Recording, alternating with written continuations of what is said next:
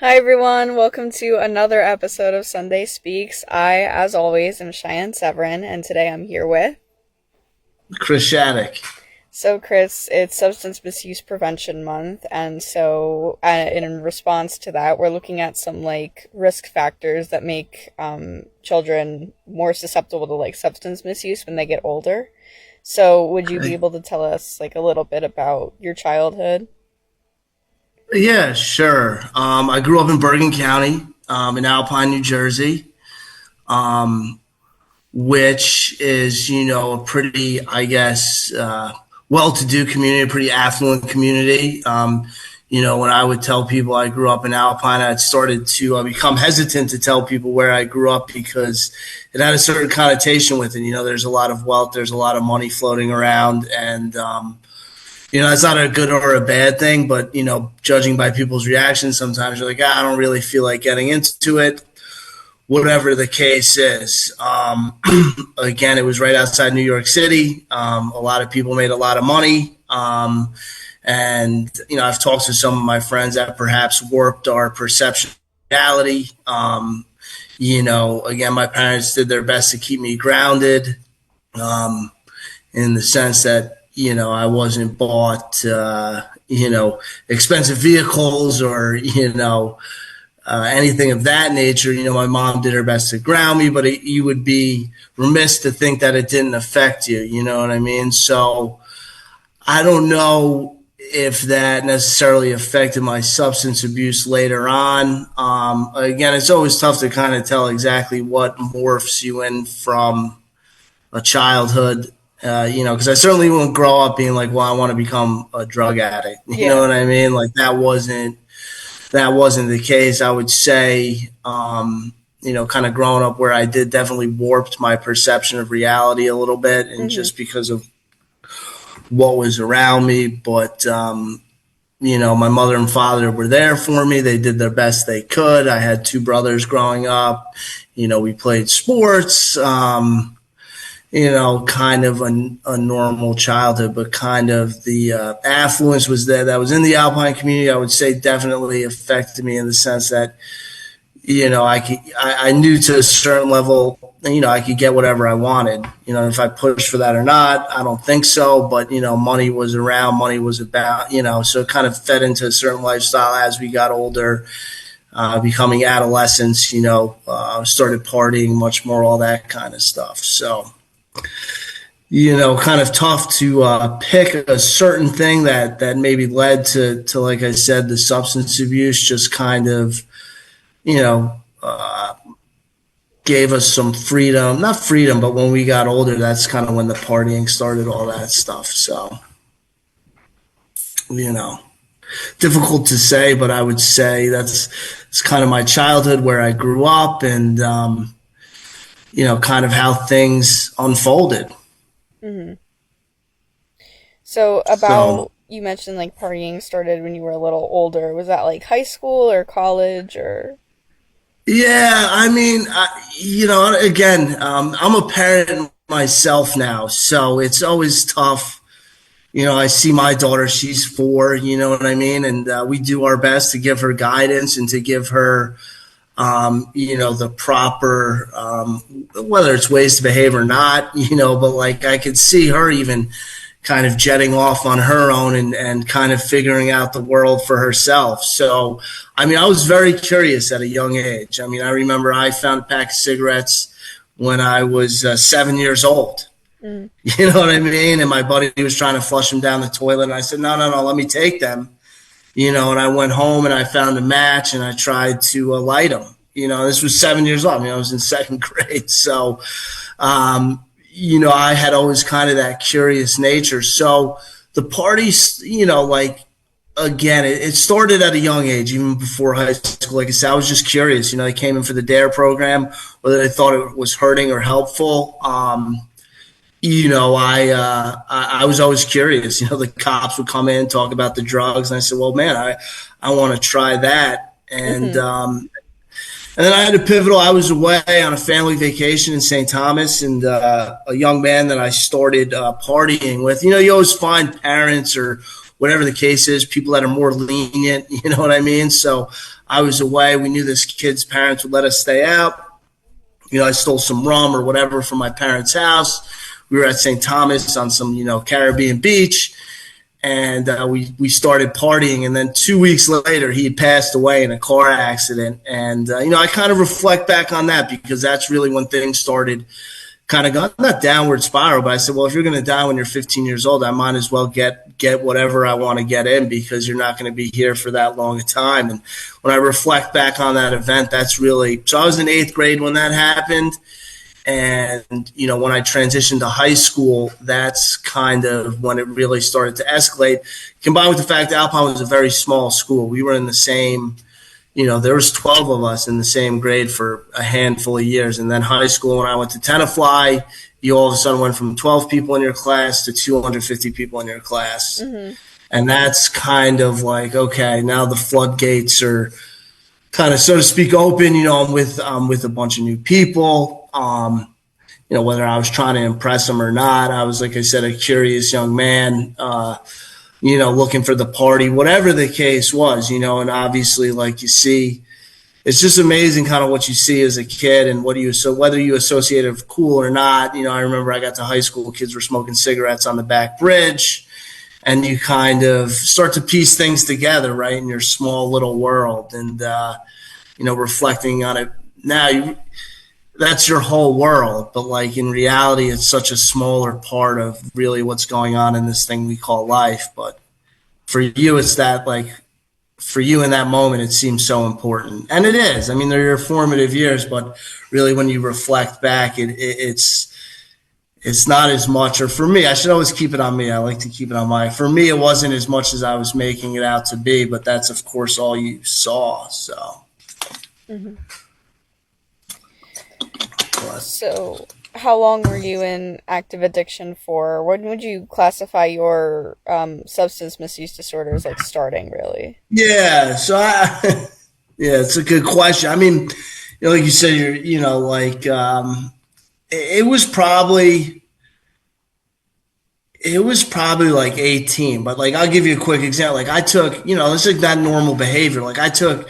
If I shared a story with people, like I was a freshman in high school, I was 14 years old, a friend handed me an ecstasy pill. I took it right there, third period. You know what I mean? Like I didn't wait.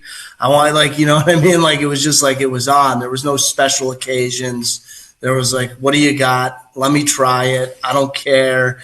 And not to say that, not to put my behavior above or against it, but like some of my other friends weren't doing. You know what I mean? Mm-hmm. Like it was just like, give it to me, take it. But I would say about 18, I realized I had a problem when I was going to college and I was smoking weed every day.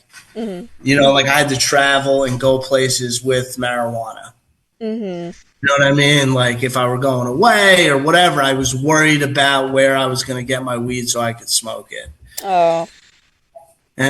And that probably, when you think about it, you're like, holy, I can't go, I have to, if I'm going away, I have to make sure I have a quarter or an hour, whatever, like I'd put like, I'd travel with a pipe or something to make sure I had ways and means to smoke. I mean, so this is probably kind of where I recognize like, yeah, I might have a problem. But with a lot of us, as long as I was in school and like I was maintaining that level of like, all right, at least he's, moving kind of what we presume is to be like an upward trajectory, people left me alone.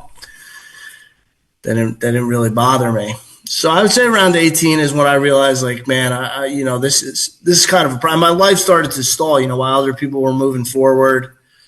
Maintaining relationships, getting jobs, I kind of was just stagnant in the sense that my life wasn't really moving in any sort of direction. Mm-hmm. So. What was the turning point for you then, where you were like, I need to do something about this? It was a long road. It was a long, hard road because eventually what ended up happening, it progressed into opiates. And, once it got to that level, it was like a whole nother ballgame. So my brother, who unfortunately passed away in 2016, he died of a drug overdose. He went through the same high school that I went to. And like, that's when the opiate epidemic really picked up. And so like, as I was looking for something new to do, he was going through the same, and we kind of linked up. And that was really when the bad news started to happen, because like a lot of things became much more accessible and it was cheap at that time. But so I was about 26 and it really escalated. And kind of once I was caught up in that grip, I mean, it went on. So I've been clean 6 years. So from about the time 26 to 33, somewhere in that period, like that's when it got bad.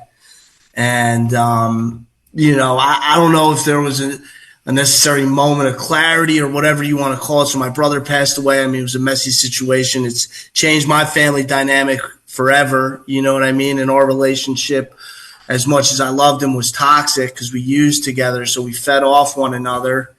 And we always thought we were gonna get another chance to get better, like another rehab. Like it was never gonna happen to one of us. And 2016, they found my parents found him in his bedroom, not responsive, and he was just gone. He was already gone. And I was still kind of in the grip. My dad called me. I was still living in South Jersey. So, and that wasn't even the turning point.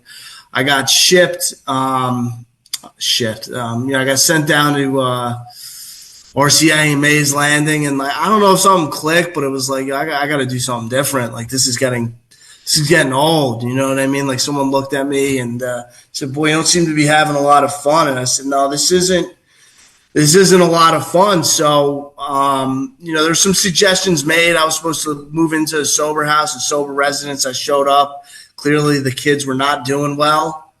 Some of the counselors had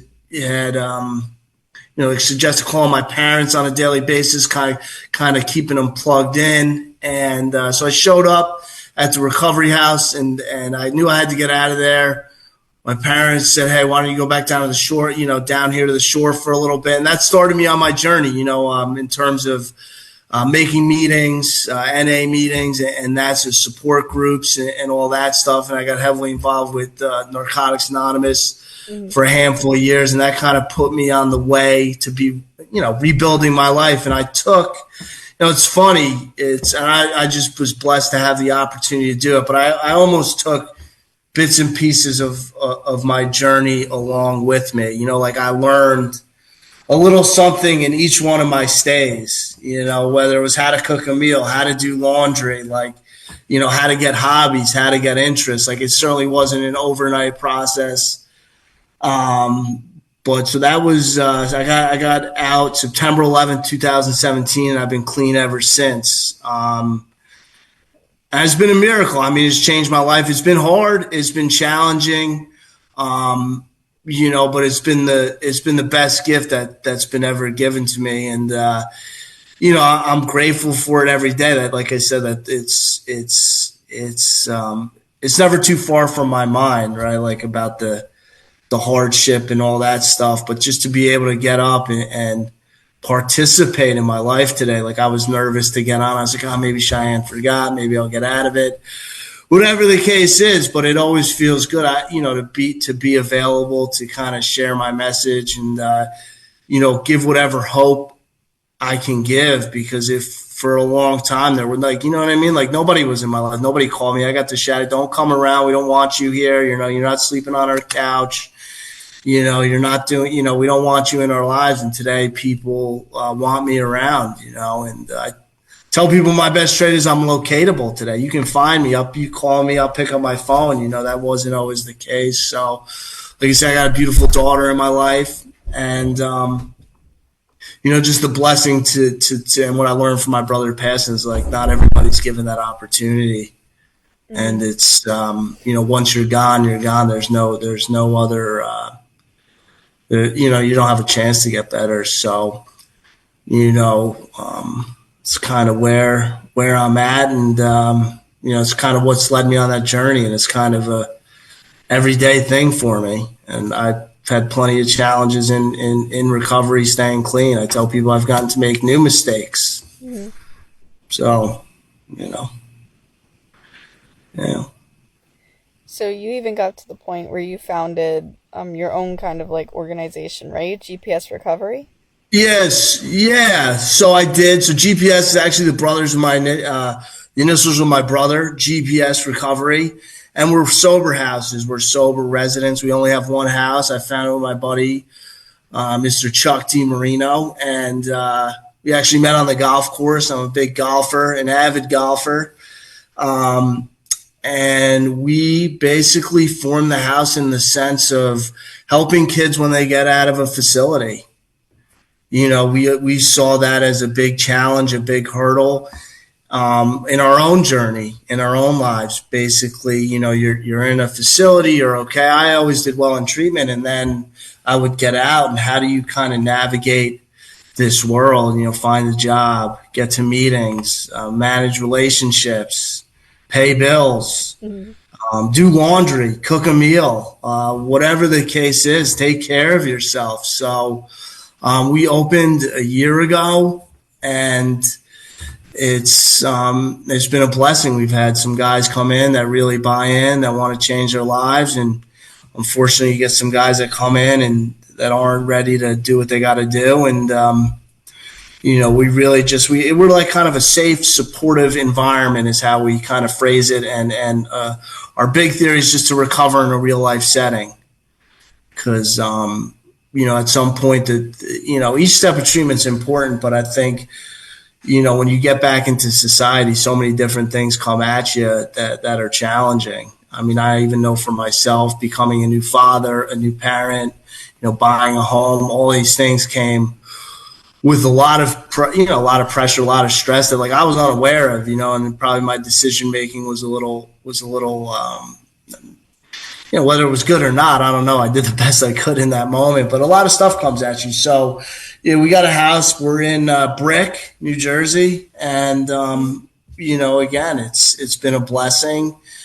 And we started kind of in, like I said, with my brother's initials, and like kind of the difference between when you're alive, there's hope. Hope to get better, hope to find the life. So you get so wrapped up in your addiction as a part of your personality and who you are. And, it took a long time for me to kind of get over whether it's a hump or not. Like it basically, like I said, it was, and my message to these guys that move into the house, like some of it's got to come from you. Mm-hmm. Like I had that willingness to be like, I'm tired of, doing the same old thing. Like I tried a million different ways. Like I'm going to beat this thing. I'm going to figure it out. You know what I mean? I'll do this. I'll do that. Like I'm going to find a way to kind of figure out how to do this in my life in terms of my addiction until it reached a point like there was no more lying to myself. So, the house has been good. It's been a blessing. And the hope is that maybe we can help somebody that comes in, but also help the people like around the, around the addict, around the person. Because what I saw with my brothers, like kind of the collateral damage that's caused, like with the whole family. Mm-hmm. So, yeah. That being said, Chris, we're just about out of time. Do you have any last comments, questions, or concerns before we end off today? No. Thank you for having me on. Thank you, Chris. All right, Shine. Take care. You too. Bye-bye.